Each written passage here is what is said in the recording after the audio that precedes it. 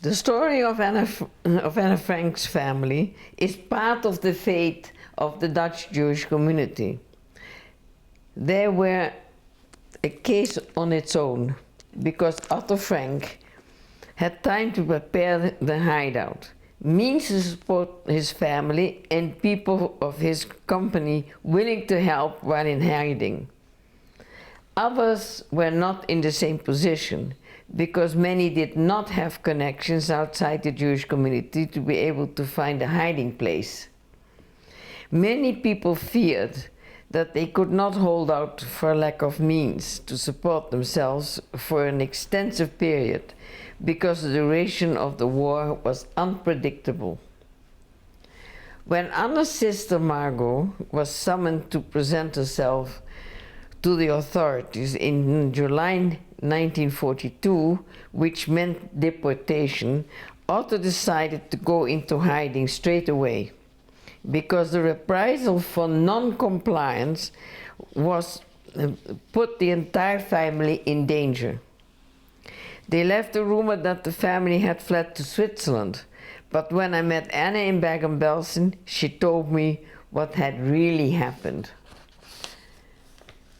Bergen-Belsen was divided into various sections separated by barbed wire. I first saw Anna through the barbed wire, but could barely recognize her. She looked like a walking skeleton, just like me. In February, I found that the barbed wire had been taken away between camps 7 and 8, and thus set out to look for her. Anna was still hopeful that one day she would be able to use the diary as the basis of a book she wanted to write after the war. We had last seen one another just before the family went into hiding in July 1942, and the shock of seeing her in this emaciated state is indescribable. Anna was shivering with cold, was wrapped in a blanket because she could no longer stand to wear her clothes full of lice. I had first met Anna at the Jewish Lyceum in Amsterdam in 1941, which was one of the 25 schools organized by the Amsterdam City Council to accommodate Jewish students who were no longer allowed to attend normal schools. Nobody questioned why this became necessary. Of the 30 students in my class for the first year, only 14 remained for the second year.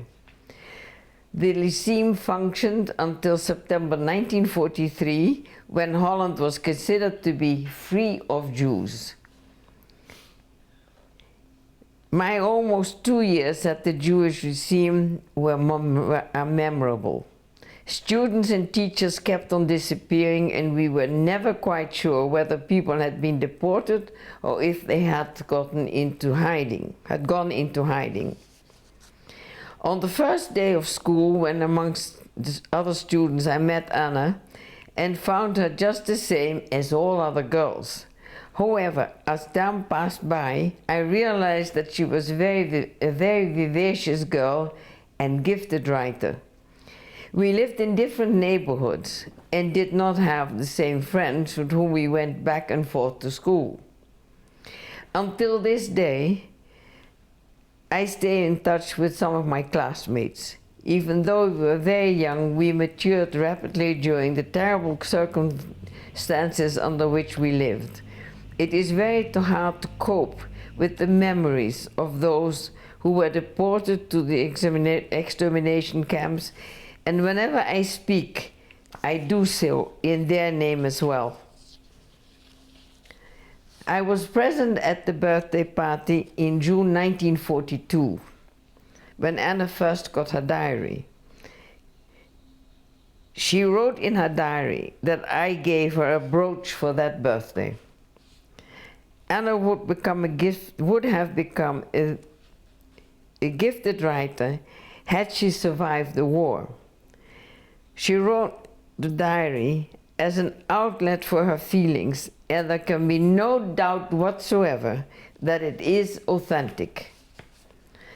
I have a picture taken in the same place and in the same position as the one published in the original diary of Anna Frank. This photograph was given back to me by neighbors who found a file box left in a house after it was Pils, the name of the company that emptied the houses after the Jews had been deported. Eventually, I went to live in London with my aunt and uncle in April 1949.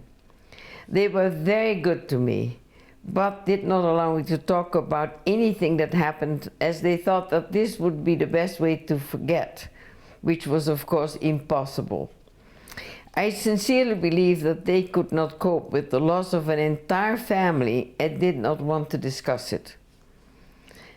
I went to secretarial school and worked as a bilingual secretary in a merchant bank. I met my husband John in 1951. He was born in Budapest, Hungary, but lived most of his life in London. After both his parents had died after the war and he was left on his own, he accepted the invitation of his aunt and uncle to move to Brazil. We dated for 6 weeks before he left. Our courtship was conducted by mail for almost 2 years. In July 1953, he came to England to marry me. We had a simple marriage, just for the immediate family, my former guardians and friends, 2 weeks after his arrival.